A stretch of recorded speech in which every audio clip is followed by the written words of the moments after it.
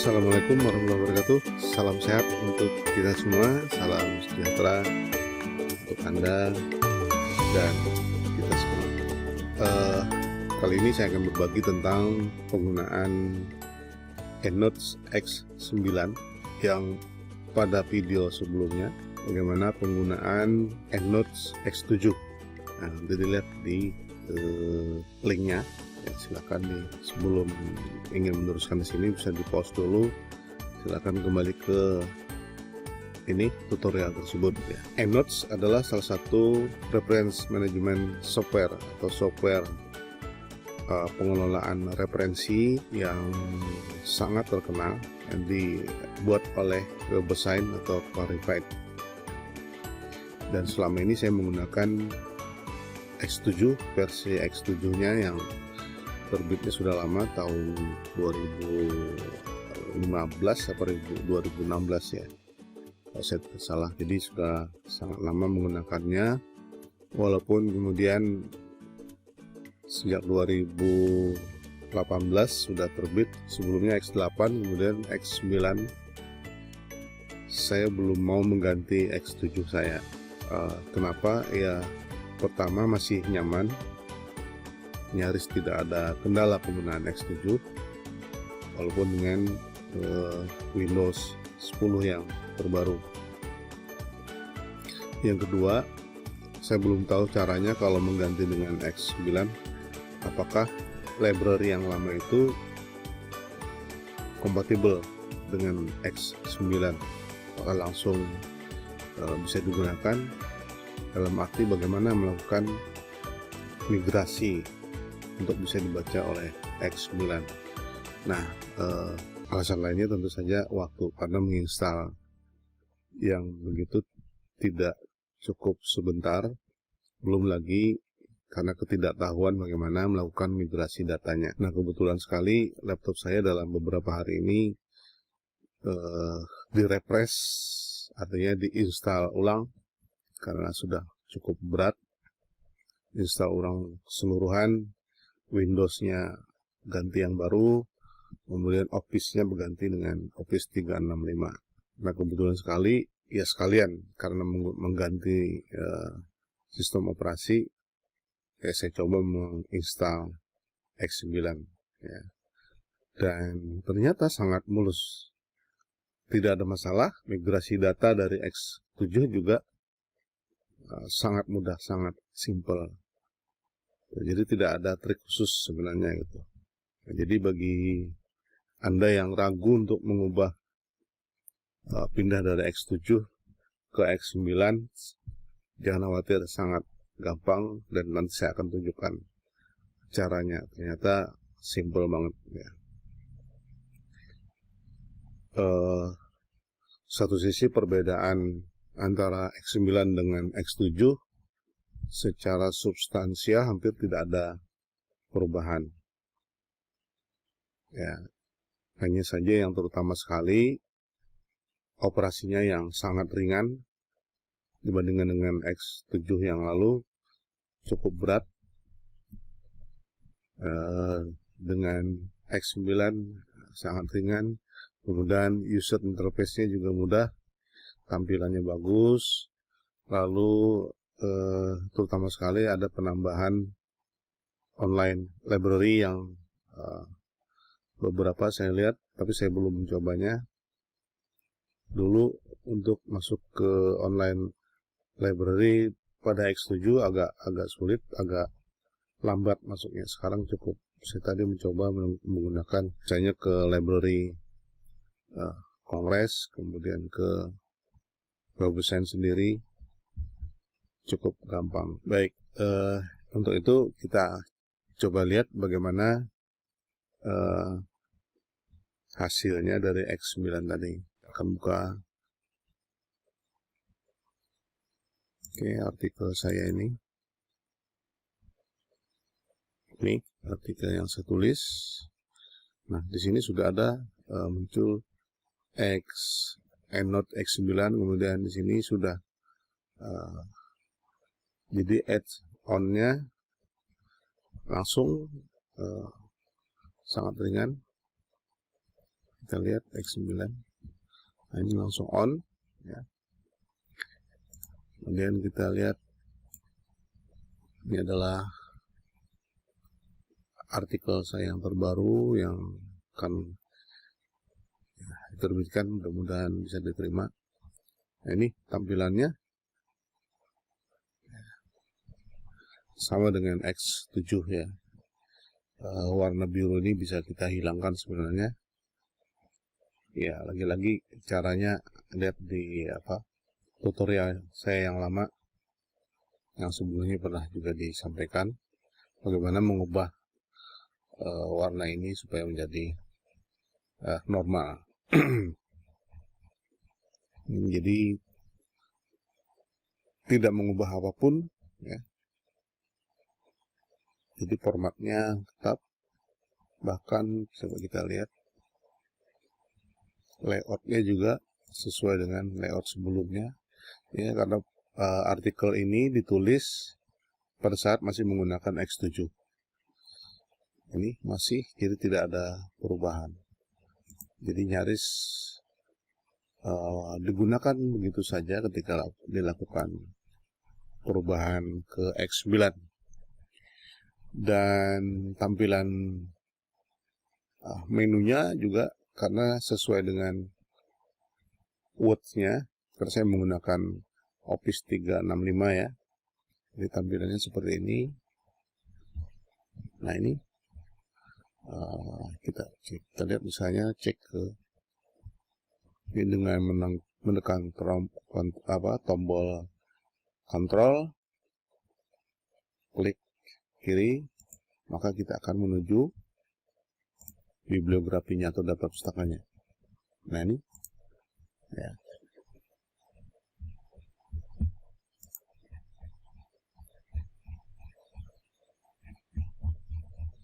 Jadi tidak ada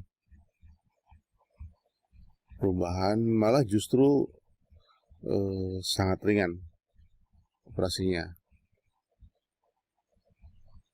Ya tentu saja ya, ada software yang terbaru itu pasti merupakan hasil pengembangan atau perbaikan terhadap bug-bug sebelumnya, sehingga yang terbaru jadi lebih ringan, lebih baik ya.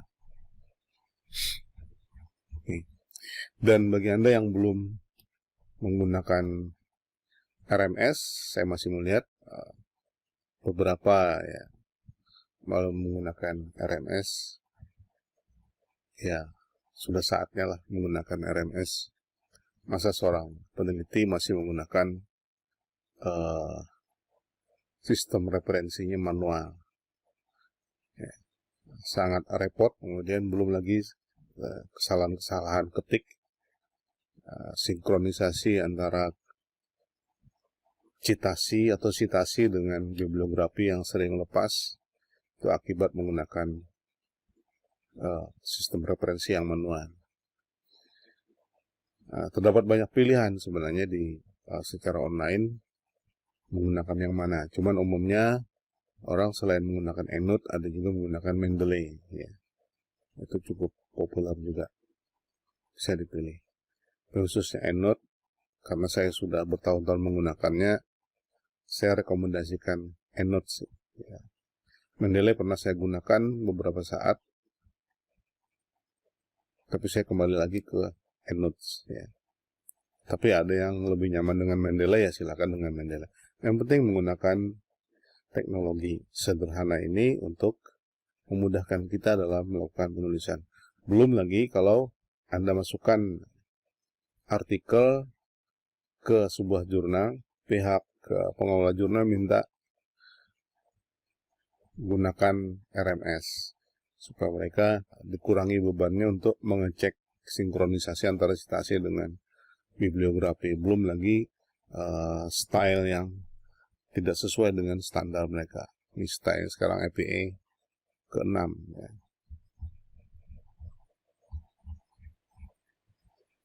Jadi saya anjurkan teman-teman yang belum menggunakan ini, berusahalah gunakan, dan tidak ada yang sulit sebenarnya.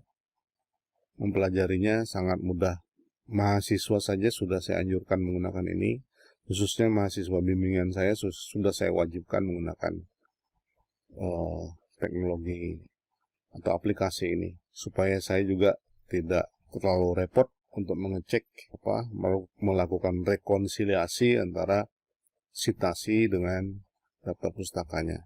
Nah, sekarang kita akan melihat bagaimana EndNote-nya sendiri. Karena sudah keluar, ini dia ada di minimize tray, klik di sini. Nah, seperti ini. Ini tampilannya. Saya tidak tahu kalau menggunakan Windows 10 biasa bagaimana tampilannya, apakah berbeda. Ada kemungkinan berbeda karena ini sepertinya menyesuaikan diri, khususnya di menu banner menu ini di top menunya, jadi mirip dengan Office 365 ya. Ini dengan gambar-gambar yang lebih jelas, ikonnya walaupun tidak berwarna-warni. Ya, sebelumnya kan berwarna-warni. Nah, ini lebih jelas. Nah, lalu pasti pertanyaannya bagaimana migrasinya dari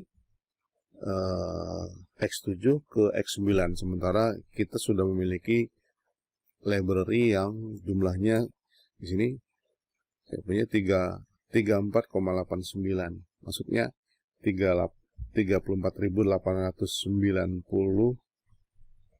artikel yang sudah saya simpan di dalam library saya. Bayangkan kalau itu hilang. Wih, ini karena dikumpulkan bertahun-tahun ya. Nah, bagaimana caranya? Sangat simpel ternyata begitu. Tentu saja asal data file lama itu tidak diganggu-gugat, baik nama filenya, terutama nama library-nya tidak diubah. Kita lihat sekarang, ini seolah-olah kita keluar dari library-nya. Nah, inilah tampilan awal ketika kita selesai menginstal. Polos seperti ini, tidak ada apapun. Polos seperti ini. Nah, terus bagaimana melakukan migrasinya? Pertama, saya mencoba dengan asalnya. Yang pertama, Open Library. Jadi ketika saya pilih di sini, tapi ini sudah sempurna, jadi tidak lagi mencari. Pertama, saya lupa nama library-nya karena tidak terlalu diperhatikan. Kelupaan, jadi cari, klik, muncul pemberitahuan bahwa Anda harus menyatukan library dengan datanya.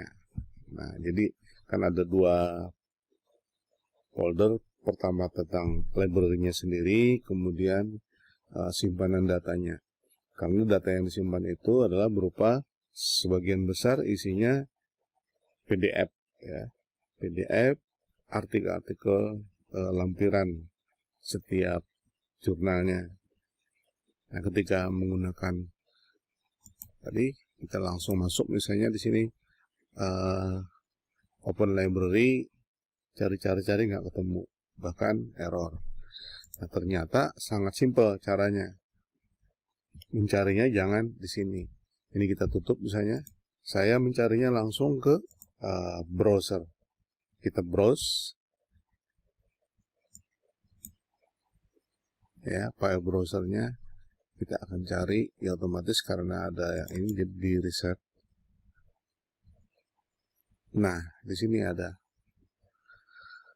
My EndNote Library, bahkan ada My EndNote Library sebelumnya yang batal masih ada. Itu kalau kita buka masih bisa ini, hanya saja sudah bergantian dengan yang baru. Nah, sekarang klik aja ini langsung. Ini adalah library-nya, library yang dibuat saat menggunakan X7 beberapa tahun yang lalu ya. Kalau dihitung-hitung sudah 5 tahun lebih kali ya, sekitar itu. Coba klik di sini.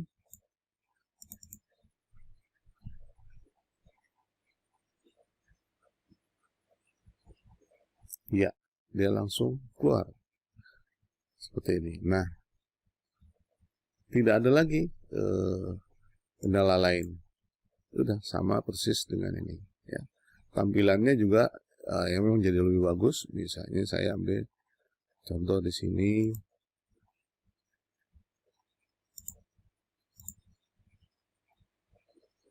Nah, ini lebih jelas ya.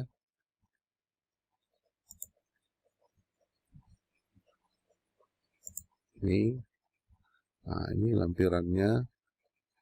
Kemudian saya kita ambil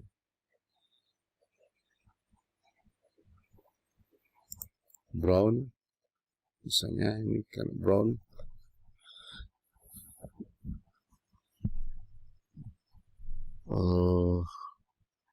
Sebuah laporan LinkedIn yang sangat terkenal dari Brown.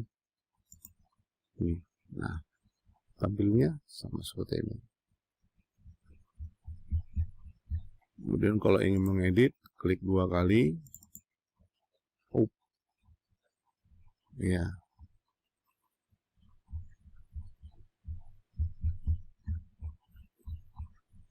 Dan ini nampak lebih besar ya, dibandingkan dengan X7. Dimensinya jadi lebih besar. Jadi lebih enak melihatnya, terutama mata yang sudah tua. Tidak lagi kesulitan melihat huruf-huruf seperti ini ya, atau fontnya atau angka-angkanya. Kita kembali lagi klik ke sini. Jadi nyaris tidak ada kendala migrasi dari X7 ke X9 ya. Silakan kalau ada yang ragu-ragu migrasi, langsung migrasi. Kalau ada yang mau males mendownload programnya, hubungi saya, nanti saya beri linknya, kopinya ya. Jadi bagus sekali ya. Itu saja, jadi berhasil ya. Untuk bagaimana penggunaan dan segala macam, silakan kembali ke kalau nggak salah ada 2 atau 3 kali saya membuat secara berseri tentang tutorial penggunaan EndNote ya, untuk membantu kita dalam penelitian. Ini mahasiswa sudah banyak yang menggunakan, dosennya juga harusnya menggunakan ya. Baik, itu terima kasih. Assalamualaikum warahmatullahi wabarakatuh.